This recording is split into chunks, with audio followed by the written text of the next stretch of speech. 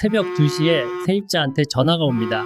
천장에서 물이 떨어지고 안방이 다 젖었다는 내용인데요. 건물주분들이라면 정말 식은땀 나는 상황이죠. 더 큰 문제는 수리비를 누가 내느냐인데요. 건물주 입장에선 세입자가 잘못 써서 그렇다고 생각하고, 세입자는 집주인이 고쳐줘야 한다고 주장하면서 서로 얼굴만 붉히다가 결국 법적 다툼으로 가는 경우가 많습니다. 오늘 영상에서는 임대 건물에 누수 발생 시 누가 수리비를 내야 하는지 명확하게 정리해 드리겠습니다.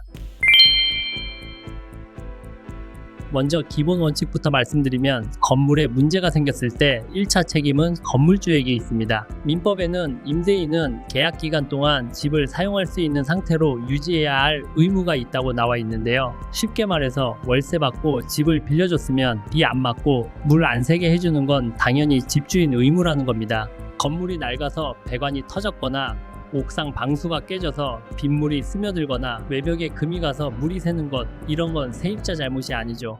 이건 건물의 구조적 하자이기 때문에 100% 건물주가 고쳐줘야 합니다. 대법원 판례에도 주요 설비의 노후나 불량으로 인한 파손은 임대인이 수선해야 한다고 나와 있습니다. 그래서 전세라서 세입자가 알아서 고쳐야 한다거나 월세가 저렴하니까 세입자가 부담해야 한다는 주장은 법으로 인정되지 않습니다. 그렇다고 모든 누수를 건물주가 책임지는 건 아닙니다. 세입자가 책임져야 하는 경우도 있죠. 민법에는 선량한 관리자의 주의 의무라는 게 있습니다. 남의 물건을 빌렸을 때는 내 물건처럼 조심해서 다뤄야 한다는 뜻인데요. 세입자의 부주의와 잘못된 관리로 인해 누수가 발생했다면 이때는 세입자가 100% 책임을 져야 합니다. 가장 많이 다투는 케이스 3가지를 알려드릴게요. 첫 번째는 겨울철 동파 사고입니다. 보일러 기계 자체가 낡아서 고장난 건 집주인 책임이 맞는데요. 하지만 한겨울에 창문을 활짝 열어놓고 장기간 외출을 했다거나 보일러를 외출 모드로 안 해놔서 배관이 얼어터진 경우, 이건 명백한 관리 소홀입니다. 이때 발생한 누수 피해와 배관 교체 비용은 세입자가 내야 하죠. 두 번째는 배수구 막힘입니다.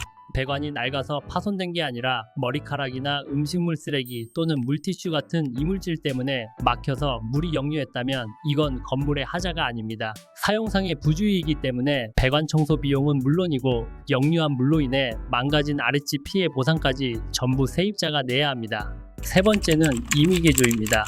예를 들면 에어컨이나 정수기 설치 중 배관을 건드려서 물이 샌 경우인데요. 이건 건물을 훼손한 행위이므로 세입자가 전액 배상하고 원상복구까지 해야 합니다. 그리고 여기서 가장 많이 다투는 게 누수 탐지 비용입니다. 아직 원인이 뭔지 모르는 상황에서 먼저 탐지부터 해야 되는데 이 비용을 누가 내야 하는지 서로 다투는 분들이 많습니다. 정답을 말씀드리면 일단은 건물의 소유자인 건물주가 내야 합니다. 내 재산인 건물에 문제가 생겼는지 확인하는 비용은 소유자가 먼저 지출하는 게 순서입니다.